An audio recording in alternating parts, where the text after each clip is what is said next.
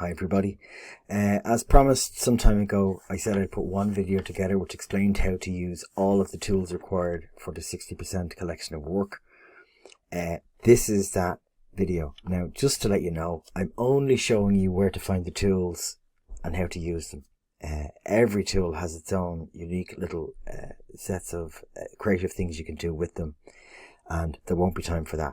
This is just in case anyone ever forgets. There'll be a video up on YouTube which shows them exactly what the tool is and how it's to be used. Now, pardon me.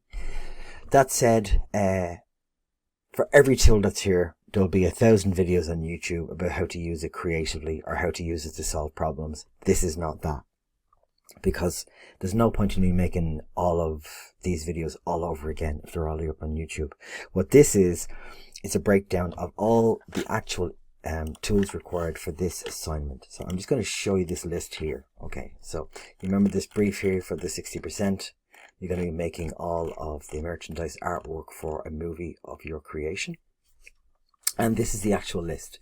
So we've got brightness and contrast, we've got vibrance, hue and saturation, bevel and emboss, stroke, outer glow, drop shadow, Gaussian blur, radial blur, motion blur, lens flare, lighting effect, distort, noise, pixelate, the magic wand, the polygon tool, the rectangular marquee, the elliptical marquee, the magnetic lasso, the crop tool, the color picker, the paint bucket tool, the gradient tool, the blur tool, dodge tool, burn tool, text tool, the eraser tool, and then the clone tool, and the quick and the layer masks. Now, I've already done an awful lot of these in class. This is just a recap for somebody. It'll be kind of like a one-stop shop just for pointing out the tools, where they are, and you know, basically how they're worked. Any one of these or all of these could all be combined in various sorts of effects. Okay, and if you're curious about something like that, you can ask in class. But my first go-to with these things is I'll give something a go, and if I can't get the effect that I want, I'll see how somebody posted a video on YouTube. That's why it's there. It's there so we don't spend hours doing something that probably takes 2 minutes, but we're clicking on the wrong menus or we're doing something the wrong way, right? A lot of the effects that I would use, I use all the time, and I know them off by heart. If I want to do something weird that I haven't done before, like, you know, setting text on fire, which I did maybe 15 years ago, I will look up that video and I'll see how to do it. Right now, I can't remember how to do that anymore because I've only done it once and it was 15 years ago. You don't have to remember the things you're going to be using all of the time. Absolutely remember, because you're going to need them. But the things you only have to use now and again, the chances are you won't remember them, and that's why we have videos online. So I'm going to bring this in every now and again, okay, just to show you where we are on the list. So we've got brightness and contrast first, and then vibrance and hue and saturation. But we'll start with brightness and contrast. Okay, I'm going to just move this out of the way. Okay, so cancel. Okay, sorry. Okay, so apologies for the strange weirdness of the size of the screen. My monitor is an entire 34 inches across, and I'm after setting the recorder to record all of it. Because when it's in HD, it's only giving me about half of the screen, and it's much wider than a HD image. So this is going to appear very, very slim video, because in order to increase the width, you have to reduce the height in order to fit it into the format. So it might be odd, but you can just play it full screen. Okay, so brightness and contrast. I've got just some random images here, right? So we're going to take this one here. Let's look at it. We'll open it up and we'll zoom in. So, okay. That'll do. Now, okay, brightness and contrast. We go image, adjust, brightness and contrast. Now, it's very obvious how it works. You drag the brightness to the right, it increases the brightness. You drag it down, it makes it darker. Okay, the contrast increases the contrast between colors to accent the edges and make them stand out a bit more. You'd normally use these for a variety of reasons. Obviously it brightens dark images and darkens bright images, but the contrast is very good. Actually, the combination of these is very good if you're joining photographs together and you're trying to match up the brightness of the contrast, but you can use it in a variety of ways. So that's that one. Now, the next one on our list is vibrance. Okay, now vibrance and color saturation are very, very similar. So let's go image, adjust, vibrance. Okay, now I'd be stuck myself to explain the difference. If we increase the vibrance, it tends to affect rich colors. You see, when we reduce them down. Okay, the saturation is a little bit more extreme it saturates all of the colors that are there. The vibrance is a bit more intelligent. I'd be stuck to tell you exactly the difference between them, but normally speaking, I'd know which one to use in any given situation, because sometimes you bring the saturation up and it just makes the image look oversaturated, like way too much, whereas the vibrance can just bring up the stronger colors and it looks quite good. Okay, we saw it okay on that one. Hue and saturation. Okay, now we already did the saturation, but I go image, adjust, hue and saturation. Now the difference between this one is when you change the hue, it will actually change all of the colors in the photograph. Now at the moment, if you look up here, we see master, so it's addressing all of the colors. So if I drag this to the left, you'll see it's going through pink, orange, and then down to blue. If I bring it the other way, it goes through green and kind of teal, light blue. Okay, so basically it's bringing it through the full color spectrum. If something looked a little green or too blue, you can just basically adjust that. Now again, the saturation is in here as well. It's a little bit much, and the lightness, you'll see that the lightness isn't actually the same as brightness. Brightness will tend to hit the whites. The lightness kind of lightens everything. So you'll see it casts a kind of a grey pall over the image, and the same with the white. It looks like somebody's put a layer of gauze over it, so it lightens the colors more so than brightens the image. So it's an important distinction. Okay, so that's those. Bevel and emboss, stroke. Okay, bevel and emboss. Okay, so we need something we can emboss. So let's have a look. Let's drag this out of the way and we'll bring up this. Don't ask me why I have a picture of a missile. I just typed in transparent image. Okay.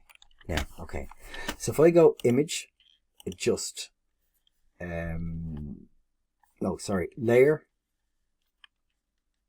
style, bevel and emboss. Give it a second to pop up. Now you'll see there's a whole range of these in here. I should probably be doing them all at the same time, but we'll do them in the list that they're in order of. If I go to bevel and emboss, you'll see that there's a number of different options. Now I might have to zoom in on this image here just to show you.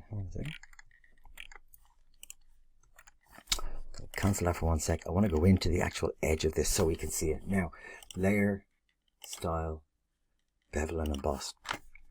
Now the moment this window comes up, you can see that it's already applied one of them. So I'm going to select, there's a few different ones here. We've got pillow emboss, we've got outer bevel, you can see the effect here. We've got inner bevel, you can see that the shading is now actually on the missile as opposed to outside it. We've got regular everyday emboss, we have pillow, and we have stroke. Now, all of these can be adjusted and adapted. You can adjust the depth. So if I was to go over to inner bevel and adjust the depth of this, you'll see that it basically increases or reduces the depth of the bevel. There's a little kind of preview over here of what that would look like if you have a look at the little square.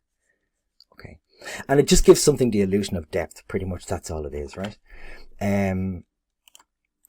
So there's a few different ones. They can be very useful sometimes for making things look a bit more 3D than they are. Now again, you can adjust the overall shape of these, the angles of the light to make it look like the light's coming from a different direction. You can play around with these settings, right? As with most of everything I'm going to show you basically has tolerances or has feathers or has some manner of adjustable parameter which allows you to fine tune it to whatever it is you're doing at a given time. So that's bevel and emboss, okay? We'll bring this back over and we've got stroke. So layer, we'll go back in again, layer style, and we're going to go down to stroke. Okay, so what stroke does is it basically puts a line around the edge of a chosen object. So at the moment we're on 3 there, and you can see there's a big thick black line going around this. I can change that to 1 and the line gets thinner. I can change it to 15 and the line gets really, really thick. Okay, sometimes this is very good for giving, if you have a white picture on a white background, the edges of the picture disappear into the background, and something like this will just give you a defined edge to that. Now again, there's all sorts of different blending modes for this. You can hover over these and change them, and it will change the effect of the stroke. I will not go through them all now, but you basically can just click on them. You can also make that line transparent. There's a little opacity control there. Okay, so that's stroke. I'm flying through these because there are so many of them. Outer glow and drop shadow. We'll do 2 of these at once. So again, we go up to layer, layer and layer style. Let me see. Outer glow. There it is. Okay, now you can see a little red glow is turned up on the rocket here. I can increase the opacity of that and make it a lot thicker. Now there's a lot of noise in it. I can drag the noise down so it becomes solid. Again, all of these effects apply to all. If I click on darken or I click on overlay, because it's on a transparent background, I'm not going to make too much of a difference now. If they were on a different background, it's really affecting how it blends with the other layer, but this is on a transparent background. But that's for producing an outer glow around it. What was the other one? Drop shadow. Okay. I'm going to deselect stroke and deselect bevel because we're kind of doing too much with this. So hang on a second. Turn that one off and turn that one off. And we want to go with drop shadow, which is, I was going to say, if you see it pointed out. Okay, so the drop shadow clearly just creates an actual shadow on the object. Again, it can create the illusion of depth. So I can make that really opaque by dragging the slider up there, and it puts actually quite a realistic shadow underneath the missile. I can soften it depending on what it is. I could change the color of it if I wanted to, and I could give it like a red shadow or something like that if there was a red light shining on it or something. It just depends what it is you want to do. You could create the illusion of there being a light underneath it. It just depends. Okay, so that is our drop shadow. Okay, now let's go back over to the list. Where are we now? Gaussian blur, radial blur, and motion blur. Okay, I can actually use all of these. Let me just zoom out on this object here. Okay, so these are under, I have all of these. If you ever get lost in these things, right? I have found in filters, found under layer. So when if you can't find one of the tools or one of the effects, I have it in there so you can find it very easily. So we're going to go to filter. So we go to filter and blur, and our first one we're going to use is Gaussian blur. Okay, now the Gaussian blur is brilliant for some things, right? It gives you a radius up here. I'm going to bring it down to 0.1. You'll see we have a very clear image. Let me zoom in on it until the window's down. So we go back in again. So we go filter, blur, Gaussian blur. Okay, so at the moment it's on 0.1. I'm going to drag it up slowly. So keep your eye over here where it says danger, the little nuclear symbol. I'm going to drag it up. Okay, and obviously we can literally make the image so blurred that it pretty much disappears. Now this can be very, very good for creating a soft focus effect on something. Now, I wasn't going to do any of these, but let's just say, for example, I've got a crystal clear image of a missile there, right? Actually, we won't use it on this. I'll tell you what we use it on. Let's use it on... okay, yeah. Let's do it on the sunset, right? So that's a crystal clear image of the sunset, right? It's very, very nice. We'll use that for the lens flare in a minute. I'm going to duplicate that layer for the hell of it. I'm just say, okay. And I'm going to click on the top layer because I want to apply the... let me zoom this in so you can see this. I want to apply the Gaussian blur to the top layer only. Okay, now watch this. If I go to filter, blur, and Gaussian blur, and I increase the level of the blur till it's really blurry, and I say okay, I can then bring the opacity of that layer down, and watch this. Isn't that a nice effect? Watch it without the top layer blurred. Crystal clear with the top layer blurred. Okay, so all I've done is I've duplicated the layer. I've made the top layer very, very blurred, but then I brought the opacity down. And basically what that does is, I'll bring the opacity back up again, is that it blurs the hell out of the image so that all of the fine edges, the color basically on all of them just kind of spreads. But if I make that transparent, it basically gives a kind of a soft focus effect. So it makes it all kind of dreamy and mystical and stuff like that. And it's a very easy effect to achieve. And that's why the Gaussian blur is very good. So I want to get rid of that layer because I'll be doing something with that image in a few minutes. Now I'm going to go back over here. Okay, what were the other ones again? They were filter, blur, motion blur. Okay, so the motion blur is very straightforward. Basically, you get to choose the angle you want the blur to be at, and you can increase how much it goes. So if you were trying to create the illusion that, let's say, a missile was flying across the screen in a particular angle, you can just basically rotate the missile in that direction, and then you rotate the blur as well, and then you can increase the amount of it. And the more you increase it, the faster it looks like it's going. Okay, that's that. Cancel on that. And the radial blur is the same, except that it kind of wobbles left to right. So if I go filter, blur, radial blur, You can see this. Hang on. Okay, now this one doesn't give you previews, unfortunately. So I'm going to bring it up to something like 2032. Ah, there you go. So it's kind of still in the center and it's spinning wildly either end. Now, the only thing about that is that's of no use. But if you wanted to give the illusion that something was kind of spinning, let's go back in and try that again with a much lower effect. So let's bring it right down to 8. There you go. So if you're trying to give the illusion that something is spinning, it's very good. Now, the motion blur is very good for things like cars. It gives the illusion that a car is moving, and pretty much anything that's traveling in a straight direction. But something that's actually kind of spinning, keeping the epicenter, the center of it's pretty much still, but the outer edges of it spin. That's what you'd use the radial blur for. But the motion blur is very good for things that are moving in a straight line. So we'll undo that for the moment and we'll bring this back over. I know I'm flying through these, but that's the whole plan. Lens flare, lighting effect, and lighting. Okay, so let's go with the lens flare. That's what I wanted this one for. So if I go up to filter and down to stylize pixelate, render, and over to lens flare. Okay, so what I actually get the option to do here is to choose where I would like the center of the sun to be, and I can choose what sort of lens flare I'm actually picking from it.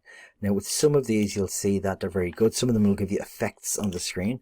You know, a lens flare basically is what happens is when the light from the sun or from a bright light passes through the lens of a camera and it gets refracted, and it tends to give you these little circles. So depending, you'll see them there. If I move the light point up to the top right, you say okay on that. Now unfortunately the sun is actually right in the center, so it's not really going to work. But if I had the sun up here, you'll see that these little circles appear down here, right? So if it was the case where you had a sun and it was at an angle or it was up here, you could basically put that onto it and create an artificial lens flare. But it would also it'll also add flare to a sun. So I'm gonna just, for starters, I'm gonna put it up here just so you can see the effect. Okay, so there's the little circles. That's actually really nice, but unfortunately it means you've got 2 suns in the sky, so nobody's gonna buy that. So we go back down to filter, render, and lens flare. And this time we're going to position it right in the middle of the sun. And you can see it there. So the lens flare is basically coming right over the center. But it completely changes the perception of the sun because it's changed it to bright white. So that's a handy little tool. What else was on that list? A lighting effect. Okay, any lighting effect. So there used to be a lot more of these, but they're phasing them out now. So I'm amazed if there's any. It's still, yeah, lighting effects. Oh, we've got a spinny circle. Photoshops are being discontinued. Yeah, they're getting rid of them. They used to be really, really handy. So the last time I went looking for these, I couldn't even find the control panel. Hang on a second. Ooh. Okay, so the control panel is now over here. Okay, it used to be a lot better than this. Okay, so what you can do here is you can choose the different... Wow, there used to be a huge amount of these. We've got a point light, we've got a spotlight. Let's try the point light.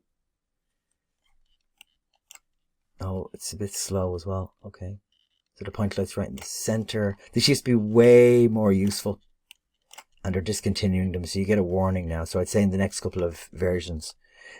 What it used to be very good for was putting artificial lights into a scene. Let's try infinite. Give it a second. Whoa, it's very, very slow. Okay, so what the lighting effect does is more so than just brightening an entire image. You can use it to create areas or areas of the image which have specific lights in them. They used to be able to get like 5 lights down and it would give you like a stage kind of setup and stuff like that. But there's very few of them left. There's only a few of them, which is a shame. You'll find a use for one of them, okay. But they're discontinuing them, so unfortunately they're still on the program module. There's not a lot I can do about that, so I can't do a tremendous amount with them. Okay, let's worry. Okay, now noise and pixelate. Okay, so let's see, noise. We'll stick with this one as we have it at the moment. A second. Okay, now let me see. I'm gonna go cancel on that. Okay, so noise and pixelate. So we're going to go filter, noise. I'm just going to go add noise. Okay, so you can see what it does. It adds noise. Okay, which is basically just like, you know, poorly rendered image. Normally this happens when you take an image at low light. The camera isn't fast enough to capture all of the detail, and where there isn't enough light to render the image correctly, it basically adds noise accidentally, just because it has to basically put something there. You can destroy an entire image with it. If you want to create just a kind of a grainy effect, it's very good for that, although there is a separate filter for grain. And we have the two settings here. We've got uniform and Gaussian.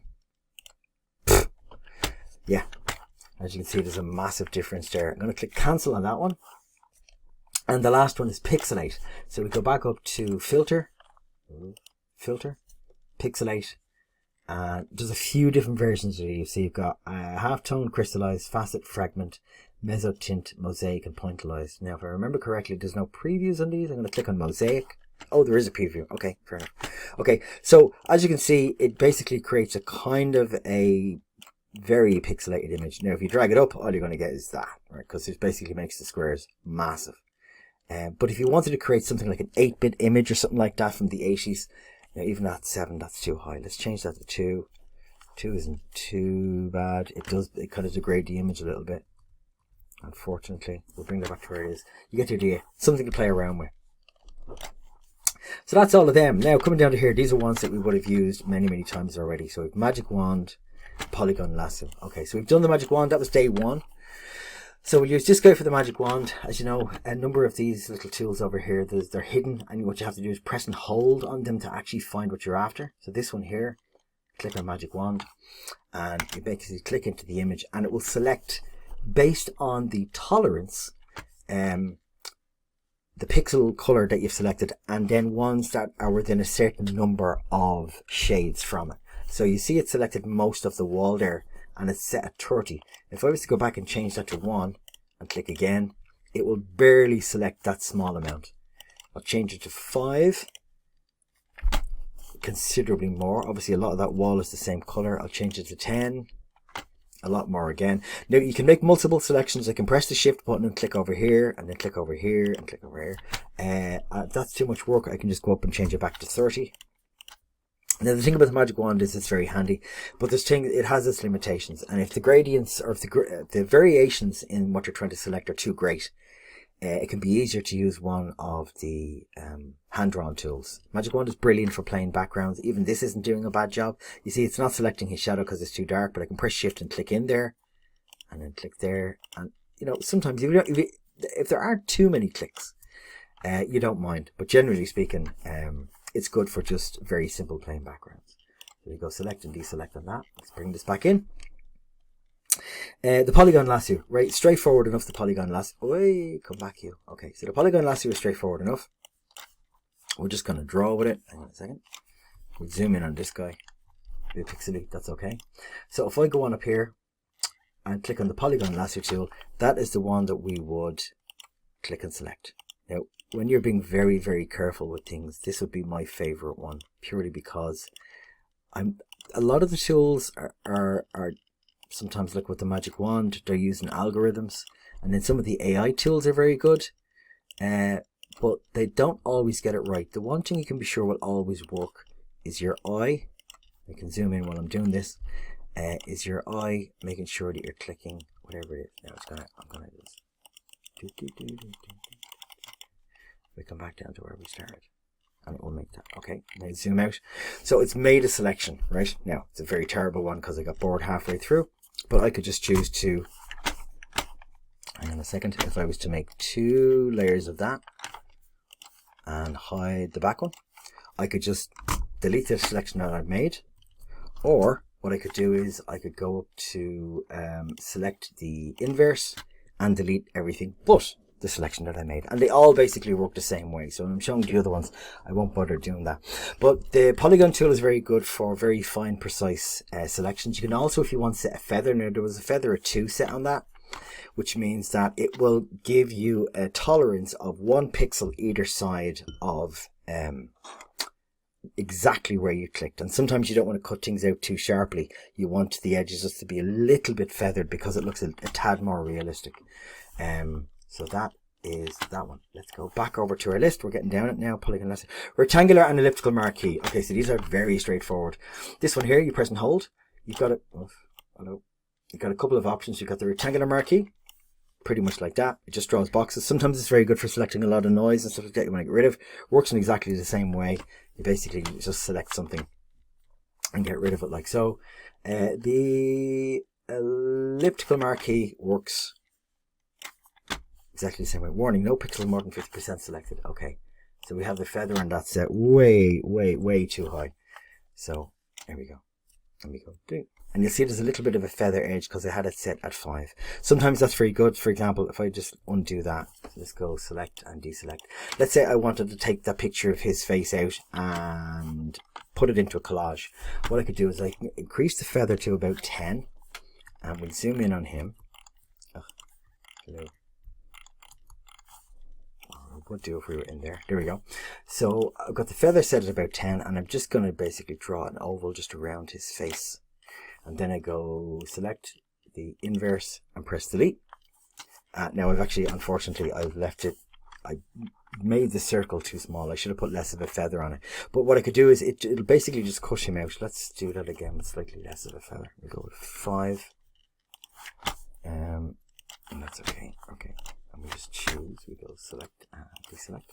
And there's only a feather of 5 on this now. I'm just going to go a little bit further out. And we go select the inverse and delete. There you go, it's a lot better. Okay, so if you wanted to make a little collage out of loads of little photographs, but you don't want them all having straight edges, basically choose something like the elliptical or the rectangular marquee and just put a feather on it. And then you can just take that. If I go select and deselect, I could just drag that if I wanted into any other image. As long as the image is of the same type, which none of them are. Hang on a second, this one here seems to be okay. Yeah, there we go. There you go. They were the different modes. Okay, so if you're making a collage of people's faces, that's a kind of a nice effect. Right now, we don't want that to be there, and we want to restore this picture as much as we can. Okay, now what else have we got on that list? The magnetic lasso, possibly my least favorite tool because it's not great. So if I go in here and I choose magnetic lasso, what's it? Oh, select and deselect. Okay, the magnetic lasso is like the polygon except that it doesn't, you don't click. You click once and you let it find the edge. Now personally, I'm not a fan of this. Maybe if you don't like clicking it might be, but if you step too far away, it will automatically put points in. So you really do have to stay very close to the edge you're looking for. And again, because it's using a form of algorithm or AI, what it thinks, I'm just going to have to move that up. What it thinks is the edge of something might not necessarily be. Now, I'd be clicking there normally. It's actually going inside the hat. And what it's doing is, if you can imagine kind of laying rope around it, as I just move the mouse around, every now and again it drops. Now, I'd want to there. You could click if you wanted, but basically, I'd rather cut it out myself, to be honest. It has its uses, I'm sure, but I've never really found. I don't think I've ever cut anything out with that where I was happy with it. I'd rather just do it using the polygon tool. Okay, the crop tool. Crop tool is very, very straightforward. You have an image. Let's zoom out this guy. Okay, you have an image and you basically just want a certain part of it. You go over here and you click on the crop tool. And there's two ways of doing this. You can either drag these sides in and everything outside them will be cropped, or go back there. Pardon me. It's kind of side. Cancel. Undo crop. Okay, so you can either drag the sides in or you can just drag around the object yourself, whatever it is. And if I click OK on that, it will just crop the image to that size. So you can either drag in the sliders on the left and right and top and bottom, or you can just click around it. Simple as that. That's the crop tool. The color picker. Well, the color picker basically just samples things. Okay, so if we find it over here, where is it going again? I think it might need glasses. There we go. Okay, you can hover over it. It says eyedropper tool, right? Basically, it's the same thing.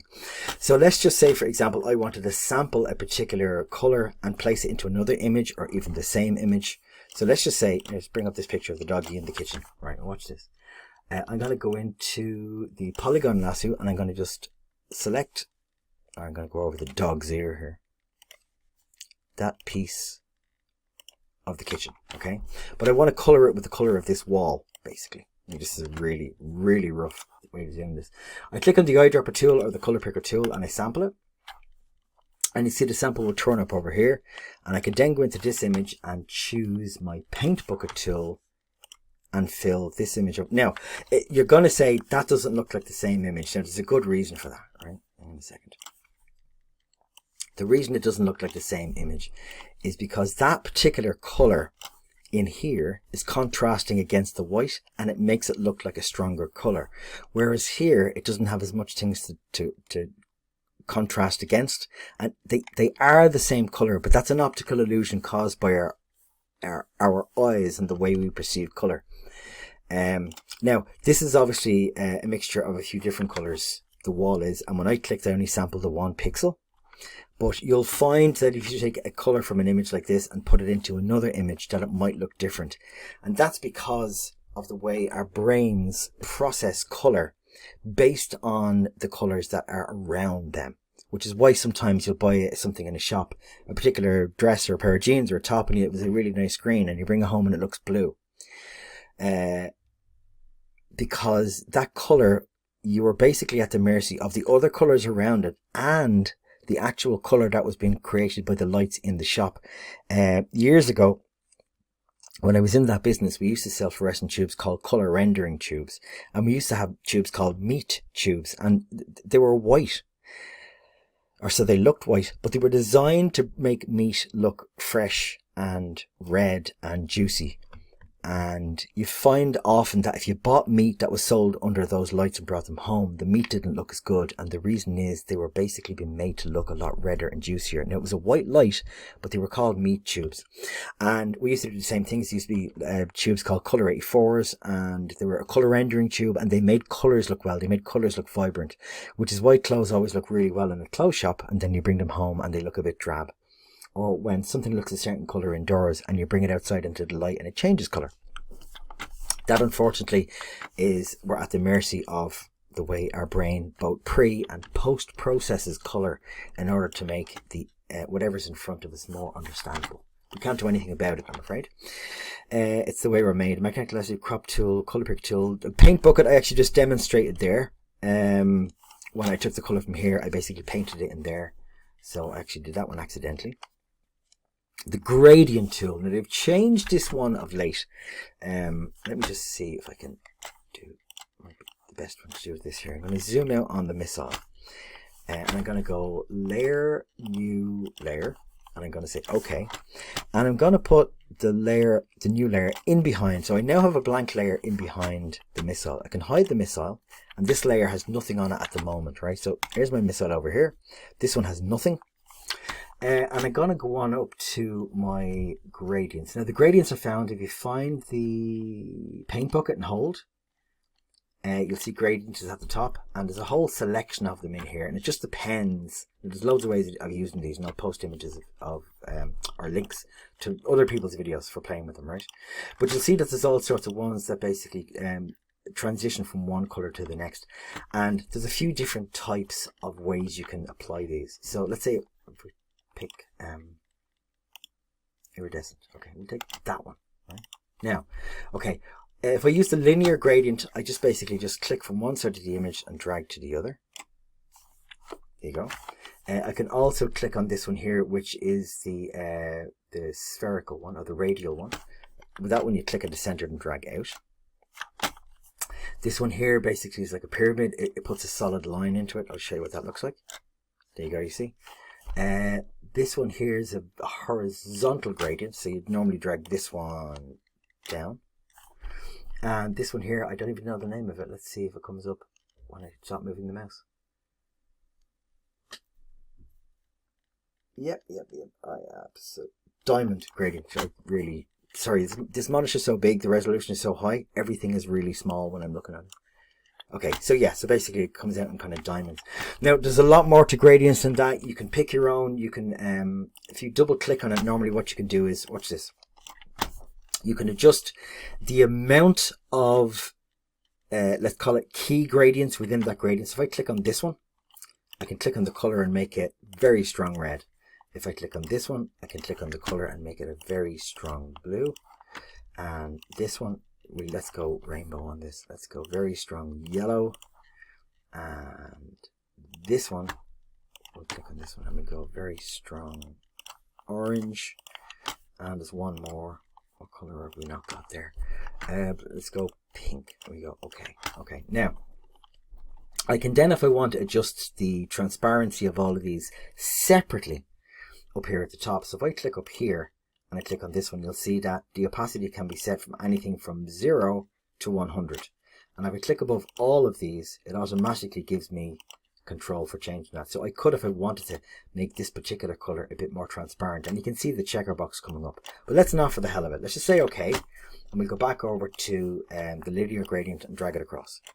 There you go. It's very 60s. Now, that's very basic gradients. You can do transparent gradients and gradients that go from a solid foreground to a transparent background. You can do all sorts of things like that. I'll post some links on it. I'm just trying to get through the basic tools here. What have we got after grade? We've got the blur tool. Well, this is, it's not the same as the Gaussian blur. Okay, so what the blur tool does, I'm going to make sure that's selected. The blur tool, basically, I have to zoom in on this. Basically, just when you, there's a gradient on it again, there's a strength rather, and let's not make the tool, the tool is set at 600, no wonder it just turned everything. Okay, so if I drag this down to something manageable, I can basically just blur a small part. So let's say it says live warhead, right? So I can just basically blur that piece of that only if it was an image that I didn't want, let's say, a trademark or something to be seen. Now, there's loads of other ways. I could also clone the thing out or remove it in some way. So it just allows me basically just to add a small amount of blur or a large amount of blur, depending where I want to put it. Straightforward enough. The dodge and burn tool. Okay, so the dodge and burn tool, let's undo everything we did on that one. Okay, dodge and burn tool are basically for brightening and darkening things. Okay, and there's three kind of tolerances. What have we got in here? That's a dude. I have to get to the puppet tool in a second. Okay, lightening and darkening. What's the best one to do here? Okay, let's go with the doggy. Okay, so now you see the little hand symbol. We have dodge brightens and burn darkens. Okay, so but there's three settings for these. We have highlights, midtones, and shadows. Okay, so we're going to let's brighten something. So the only thing in here that isn't bright is the dog, really. Okay, so if I choose highlights, okay, I can brighten the highlights there, and it's only really affecting the bits of them that are already bright. You'll see that there's dark bits. See, it's not affecting his ear, but it is affecting the wood in behind him. So when I choose highlights, basically it only affects what it regards as being highlights. If I choose midtones and then pick, see there, I'm rubbing the midtone on the white locker behind him, doesn't have any effect. But depending where I actually put it in the actual dog image himself, it is brightening some of the midtones, but there isn't an awful lot of them. Whereas if I go to shadow and then go looking for the darker parts, you'll see that it actually is going to make a difference to the darker parts. You can see that it's not actually, his eyes will be the best part. There you go, you see. So it just depends on the part of the image that you're trying to brighten or darken. Now, if I change over now to burn, it's going to darken things. So let's go to highlights again, and I'm going to click on a highlighted area. Now, oh, that's set very high. Oh, yeah, get down. Okay, so this one is going to darken things that are already bright, and that's set. The exposure on that set very high as well. Okay. Sometimes what you want to, this is very good for, see the shadow underneath that drawer there, this is very good for adding things like that. Remember I was doing this at the beginning of the year, and you could just create a shadow, and let's just say we wanted to create a shadow, there's already shadows already here, but if I wanted to add to that shadow, you see underneath the press, see, it's very good. So when we were hanging pictures on the wall in the composite room, we were basically adding shadows doing this. Now that's the highlight. If I go over to midtones, it will only darken actual midtones themselves. You can see it's kind of coming up there at the midtones. And if I go over to shadows, it will only, you'll see it's not adding any shadows here on the door, well, very little. But if I go over to him, you'll see that it basically adds shadows to, or it darkens the shadows. It makes it look like there's a hole in them. We don't like that. Let's go back. Okay, so you have dodge brightens, and there's three different settings for highlights, midtones, and shadows. And then you have burn darkens, and again you have the same three settings for highlights, midtones, and shadows. Now, what could there possibly be? The text tool. Okay, straightforward enough. Basically, you go down and you click on your text tool, and you can just type something in. You go hello. Oh, okay. Hello. Doggy. Okay, now at the moment that's basically been typed in the last color I chose, which is the color I sampled off that wall. But I can just select the text, go over here and choose orange and go OK. and you have that there. There's a whole lot of different settings you can play around with this as regards its color. Let me just see where this is irritation. Hang on a second. Oh, it's over here. Okay. It used to be up here on the top. Now it's over on the right. So you can adjust all different kinds of this. You can adjust the gaps between the lines. So let me just see here. Drag this down. So hello doggy isn't quite enough. Let's go. We'll type in furry friend and sorry. Wasn't expecting to be doing this. Okay. So if I select all of those 3 lines and then I basically I can adjust the distance in between the lines. Now when it says automatic, it will set the distance between the lines based on the size of the font, right? So I can change the size of the font and you'll see that the gaps between them increases, but I could if I wanted to make sure the gaps between them are a lot bigger. I can also adjust the height of the text itself. So I type in 200. It will basically stretch the text. I can squeeze the text in as well. So if I click on -75, it will squeeze in. I can italicize it. Basically, you can do pretty much anything you can do with text in Microsoft Word. You can choose obviously different fonts. German old rules. That seemed to make a subtle change. Hang on a second.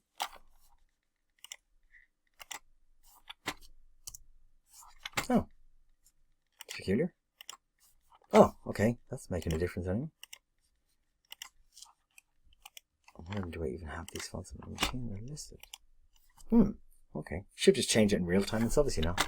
Okay, not to worry. You can obviously change the color of the text here if you wanted it as well. You can do it the other way I did it. That's okay. You don't have to select all of the text. You can just select some of it. And then there's paragraph settings as well for left align, right align, center, all of that sort of stuff. Justify. You'll find them all in there. Not a lot to know, but you will be using a lot of text because you're going to be doing the blurb for the DVD box and the posters and stuff like that, you know. Where does that leave us with? Text tool, eraser tool. Well, this couldn't be any more straightforward. The eraser tool basically erases things. So this is it located here. It's the top one. And you can just use it just for rubbing out pieces of an image. It can either be a block or it can be a brush. And you can adjust the size of the brush and all sorts of things like that. Or it could just be a pencil line. It's very good just for some quick erasing. Now, what else have we got? The clone tool. Okay, now somewhere in here, I was pretty sure I had. Oh, the doggy. Somewhere in here, I was sure I had a picture of flowers. I deliberately downloaded the pictures of flowers so I could clone something of interest. And do you think I can find it now? No, it's okay, not to worry. Okay, so the clone tool is fairly straightforward. Basically, it will just duplicate something. Okay, so we'll do it with the building because we can't find the flowers. Okay, so let's just say, for example, I had this building here and I wanted to put one beside it, or I wanted to show there was 2 suns, or I wanted to just duplicate something. Now, obviously, when I've zoomed in on this, it's become extremely low resolution, but that's okay. So what I do is I click on the clone tool, which is this one here, clone stamp tool, and I press Alt, and it gives me a little crosshair, and that means left click once to decide what it is you want to clone. So I got right in the center of the sun and I left click once and it's sampled. Now if I come over here, it'll show me what it will look like. So I just left click and I drag ever so slightly and it clones that. Now I'll try it with the building. So at the moment, the size of the brush is too high to do that building. I need to bring it down. That's pretty much not too bad. So again, I click Alt and I click at the very top of the building and I left click once. And then I just decide where I want the other building to be, like so. Okay. That's pretty much all there is to it. It's very good for filling in gaps in images. So that's why I downloaded flowers. I found a picture of flowers with loads of gaps. And I'm just going to basically clone some of the heads of the flowers into the gaps. But obviously that image is just gone astray. Not to worry. Okay. Oh my god, this is 44 minutes long. The clone tool, and then we have the quick mask. Okay, so what do we do to pick out the quick mask? Let's pick on the doggy, and let's zoom out. And we have to undo all of the. Is that flowers? No, contract in. I have to undo everything we did to the dog. So hang on a second. Click on that, and then we go. Okay, there we go. So we have our picture of a dog, and we want to cut the dog out, right? So the quick mask and the layer mask. Okay. Okay, so the quick mask is found in with the magic wand. It's the one just above it, okay? So what you do with this is, let me just zoom in here for a second. We can see this guy. We want to cut the dog out. Now we could go around it with the polygon tool or try the magic wand, and it's not going to really work. The quick mask is the best one for this. So what we do is we basically click inside the image. Now we can make multiple clicks, but I normally just click and hold it. And I bring it up, and the idea is to cut out as much of the dog as we can without it extending past him. If I go past it, it could very easily bleed out past him and take apart the door there, right? And you'll see that some of these hairs aren't being selected, but that's okay. The idea is to get as much of them as we can, just to get his hind legs. We can go in and edit this. Okay, so we've kind of got a lot of them, but it's gone over the ear there deliberately, and there's less of it chosen here. So what I do now is, right, that's left click and drag, right? I just press Q. And what Q does is it puts me into quick mask mode, and that allows me to see what is selected and what is not selected. Okay, so Q will basically, I can toggle in and out.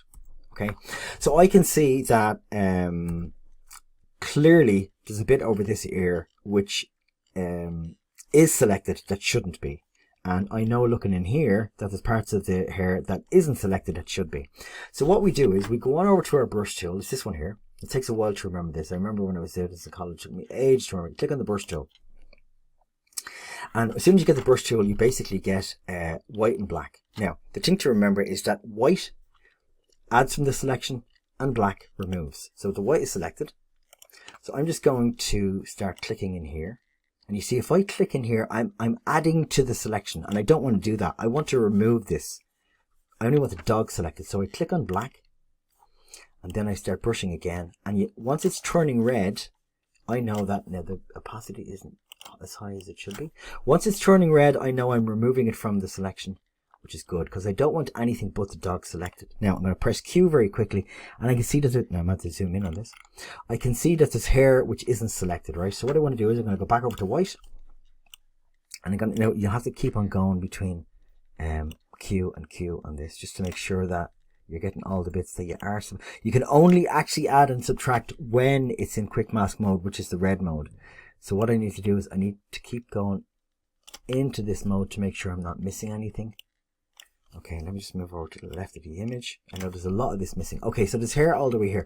So I'll go into this mode, and I basically just drag.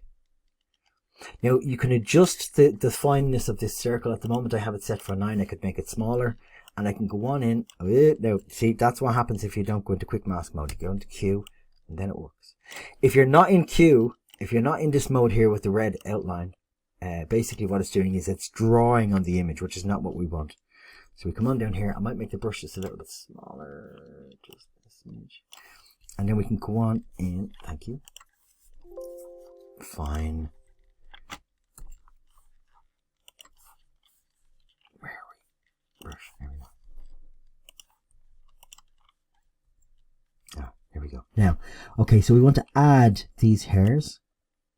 So again, with white selected, we basically just drag over the hairs. Now I've made the brush a lot smaller.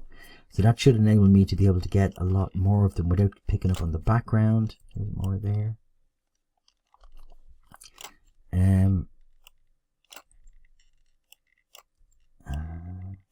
Okay, you get the idea. You can basically just add and subtract to your heart's content. Okay, now what I can then do is I can come on out.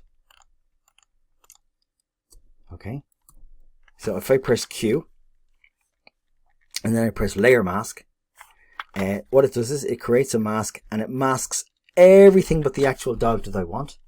And now I can just basically take that dog and move him around into any other image, like this one. Hey, how's it going? Okay, now the background is still there. It's just been masked out. If I was to click on the actual mask itself there and press delete, you'll see the background will come back. Okay, but it's still there. But what I've done is I've just taken the dog out of the image, and I can put him into something else. So when you're taking out all of your characters for your movie and putting them into other things, into other images, this is how you're going to be doing it for most of the time. Now I actually just realized there that I left the ground in, but that's okay. I was only showing you. Now let's go back over to, that's us. That's the last one, quick mask and layer mask. So the difference between the quick mask and the layer mask is the quick mask basically just is when you're drawing over the image. It's when you click on the layer mask down here, it becomes permanent essentially. You don't have to do that. You could always just press Q, go back out of the quick mask effect where it has the red on the outside, and you could just basically copy those pixels or cut those pixels and just paste them into something else. But once you apply the layer mask, it becomes permanent and it separates the two of them permanently. Now I had to come back and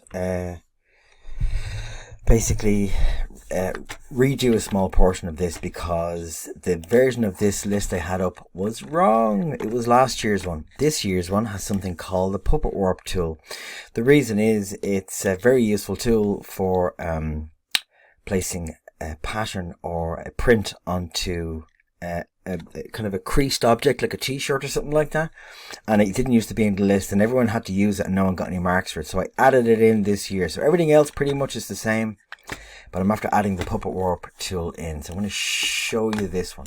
Okay, get that out of the way. Now on the right here what I have is and I'll just click on that. Okay, on the right here what I have is I've got this t-shirt print here, okay, which I've already warped, and I've got the t-shirt that's in behind it.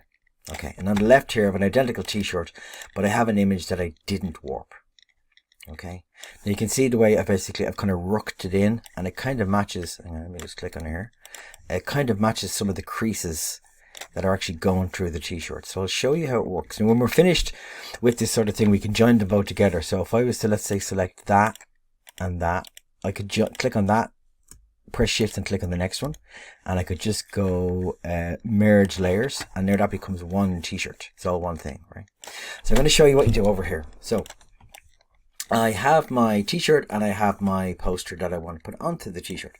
If you haven't seen this movie, by the way, Cube, it's a masterpiece, but I won't get into it now because this isn't why I'm here. Okay, now if I go on up to edit and down to Puppet Warp, with the poster layer selected, it gives me a grid. Now I can adjust the size of this grid, and I can expand it and do all sorts of things. But what I want to do is this. You have to imagine this in the real world. Imagine what you wanted to do was basically map this onto a t-shirt, right? And it was a real poster print. Let's say it was made out of some manner of plastic or something like that, and you wanted to map it onto the t-shirt.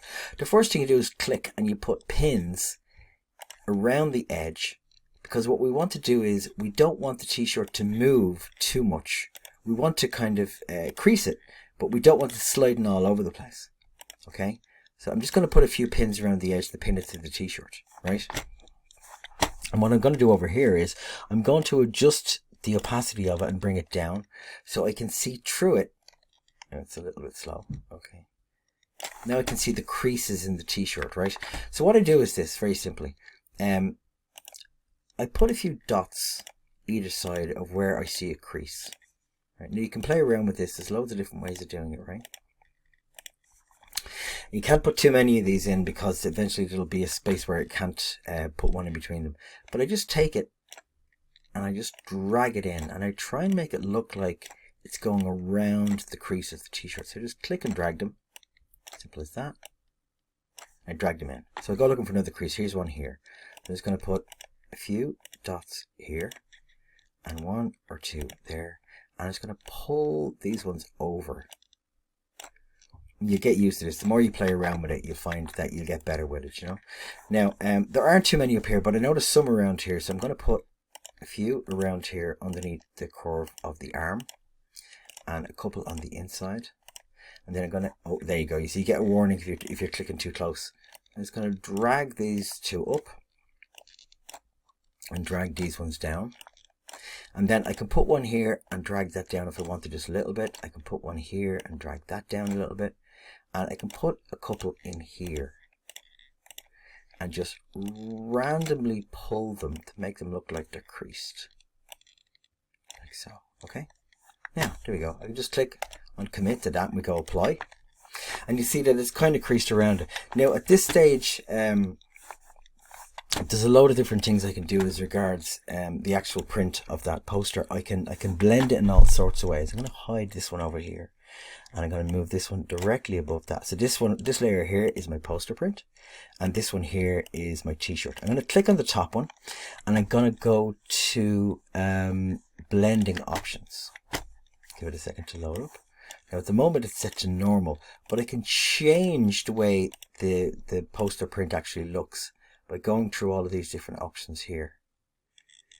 And some of them will kind of blend in a little bit better with the poster and so on. And you can adjust the opacity and all sorts of things like that until you get one that you kind of think looks kind of well. Whichever one you kind of think looks kind of, because some of these will make them seem very worn. And you can just play around with them and see whichever one you think actually kind of looks okay. At that stage, now the opacity is still down, right? So I can bring that all the way back up again. So hang on a second. Now it's all the way up, it doesn't look great. So let's go back into blending options. You see, I can change it to normal. So there's the full, but the normal tends to look a little bit too new, right? So you're better off picking something that kind of fades it a little bit, and you can adjust the transparency for this. But see, some of these are very, very good because they do kind of put a natural kind of burn into the print to make it look like it's been on the t-shirt quite a while, you know. And some of them are very good, and you can play around with them. And you get all sorts of different effects. And between that and the opacity and a few other different settings that you can make, you might be able to come up with one do you like the look of. You see, I'd be happy with that one. You can adjust the opacity of it so it looks a bit worn. There's a whole lot of different settings on this. And basically when you're happy with it, just click OK. And then again, you click on the poster layer, you click on the t-shirt layer, and you right click and go merge layers. And now there is a finished t-shirt. Okay. And you can see it here. There's a kind of a crease in the t-shirt here, and the C is kind of going around it, and then the U is going down into this one. And we have it kind of rooked in around where the underarms are. So that looks okay. That's grand. So that's the Puppet Warp, but it's a very useful tool. So that was missing off the list. So the list I was showing you earlier was actually from last year, but I added the Puppet tool in this year. So that's why I had to come back and re-edit this video and cut this little piece in. So we've cut back to the end of the original. So listen, that is the entire list of everything that you have to know. Now, obviously there's a million ways of using all of them, and you can combine them and do all sorts of cool effects with them. I'll send you loads of links for stuff like that, but that's everything, right? So let's close that one down, and we close that down, and we bring back up this. Okay, so there you go. It's taken me a while to get around to making this video, and it looks like it's 50 minutes long. Huge apologies for that. God knows how long the size of the file is going to be. Obviously, if you have any other questions, you can run them past me in class, or you can send me an email. Yeah, so that's pretty much it. I will see you in class.